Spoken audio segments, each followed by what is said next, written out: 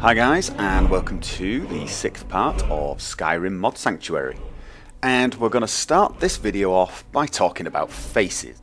Now, most of you will probably have noticed at some point when looking at faces in certain light, you see an almost kind of blocky, square sort of effect on especially things like chins and noses. So it's very obvious that they're computer generated faces, not actual real faces, and it's very distracting. It only happens under certain circumstances in certain lights, but it does destroy the immersion quite a bit. Now there is a mod that does something about this, aptly called the No More Blocky Faces mod, and it basically reduces the effect. It reduces the intensity of this effect. It doesn't deal with it in all areas. For example, on the forehead, it doesn't really do anything there. But around the chin and the nose, it reduces the effect. You can still see it if you look very carefully, but it's nowhere near as obvious. Installing No More Blocky Faces could not be easier. It is, again, you just go along to the Files page and click Download with Manager. It'll start up Nexus Mod Manager if you've not already got it started, and download the mod for you. And once it's finished downloading, find it in the Mods tab and activate. Dead easy. Now, the same author of the No More Blocky Faces mod, I believe his name is pronounced Xenius, has also produced several other mods. One of them is the High Quality Eyes mod. Now, it's very difficult to show you in a video how this looks because eyes are so very small, but it does actually have a noticeable effect in game. The textures he's used are a lot higher quality and have a lot more detail. It tends to make people's eyes look a lot more alive and a little bit brighter, I think, as well. So it's a matter of personal taste. I quite like them, though. Now, installing the High Quality Eyes mod is exactly the same as the previous mod. I'm not even going to bother telling you it's that simple. It's Nexus Mod Manager, hit the Download Manager button, etc. But before you do that, this mod author has actually made a whole package of mods, some that increase face details, some that increase body details, etc. And you might well want to use all of his mods, and if you do, he's actually packaged them into one big mod that just installs all of them for you, so it's a lot easier. So I recommend if you're interested in having people's faces and bodies look a little bit better, I would check out that mod and install that instead. It will be a lot easier. So, if you're gonna install the full Xenius character enhancement pack, just make sure you deactivate any of the other ones you previously put in. I've got detailed faces, no blocky faces, and high quality eyes. Just remove those because you're not going to need them. You're putting this new pack in. So, again, go along to download files and hit download with Manager. Nexus Mod Manager will start downloading it straight away. And once it's downloaded, again, activate. Now, this is a large mod because it's the compilation of 6 or 7 mods, so it'll take a few seconds, but not that long. And again, no plugins. And that's it, it's done.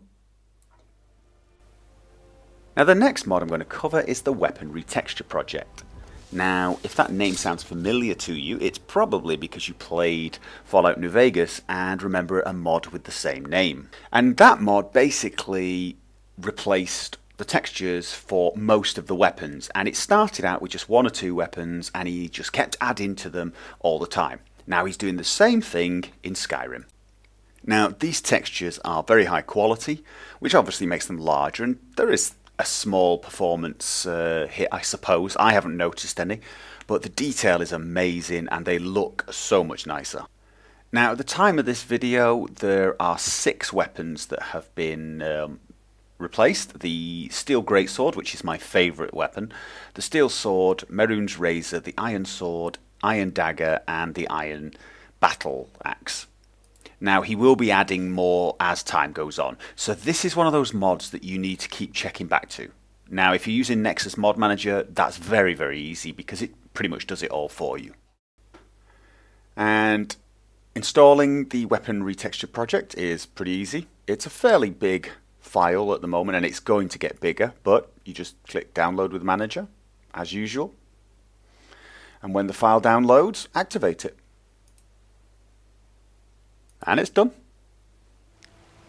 Now the last mod I'm going to show you is one of those mods that once you've seen it, you suddenly think to yourself, my god, that is so obvious, why did Bethesda not add it to the vanilla game? And the mod is called Vows Crafting Meltdown. And it essentially allows you to break down weapons, armor, jewelry, etc. into their component ores. So for example, you could break down a sword into steel. If you have an elven bow, you can break it down into moonstone ingots, and so on. Ebony shield into ebony ingots, etc. It also allows you to convert between different metal types. So for example, I've got 2 dwarven ingots, I can turn them into auriculum, however you say that, ingots, and so on. I can make an ebony ingot from 2 auriculum ingots, and so on. And it's actually very well balanced because you don't get equal numbers of things back. So if you want to create an ebony shield, that will use 4 ebony ingots. If you break an ebony shield down, you only get 2 ingots back. So you can't use it to craft your way to 100 very quickly and very cheaply. Although you can definitely do a little bit more crafting. You can definitely increase your crafting skill faster than normal. You certainly can't get to 100 instantly. And all in all, it just seems to be a really well balanced mod that's a really, really good idea. Now, as I said, you can break down jewelry as well, which is very nice because you can get the gold ingots and the silver ingots, because I always have trouble finding those. And so on. You can even make dragon scales from dragon bone, if you end up with more dragon bone than dragon scales, for example. You can break down arrows into feathers, etc.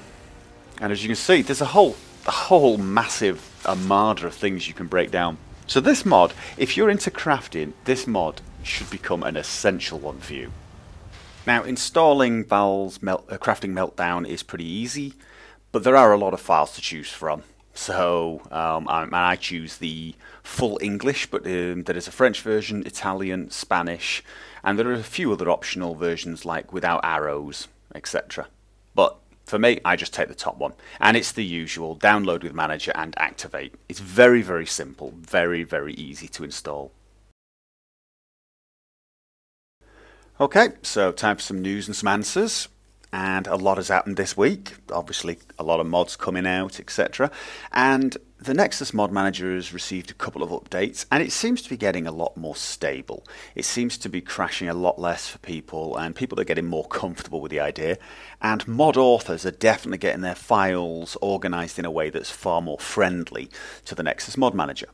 A few people have had some issues. One thing, for example, I have noticed is when I uploaded my own mod and then tried to download with manager a few minutes later, I got a message saying that the file did not exist.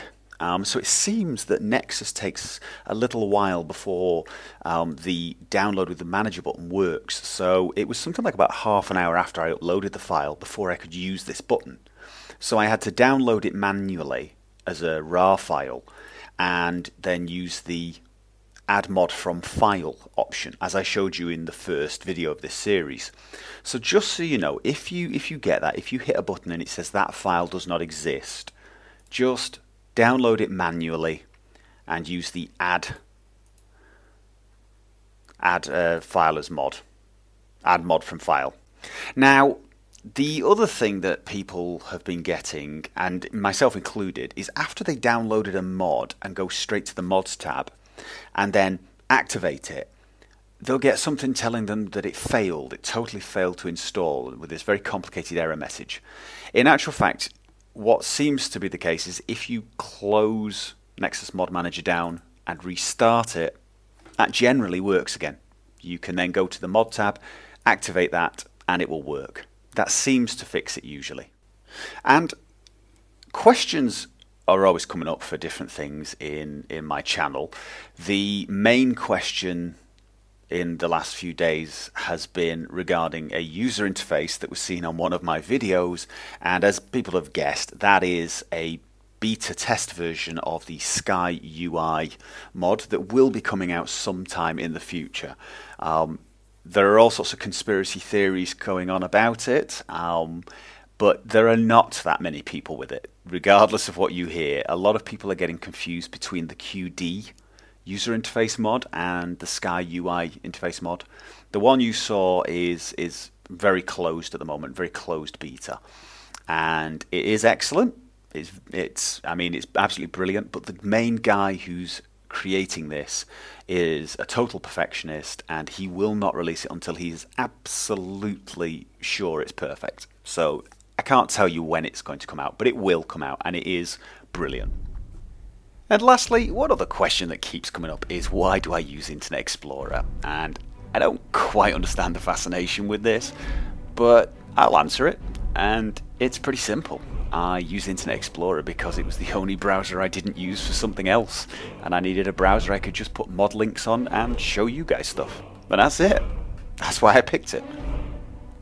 And that's it for this video. I am sorry it was a little bit late this time. I was busy, so please forgive me. I hope you enjoyed it anyway, and if you did, remember to click the like button. I always appreciate that. Now, the next video I've already got planned. I already know what I want to do, and I am going to really try to make sure I get this on time this time. So, hope you join me for that, and until then, have fun.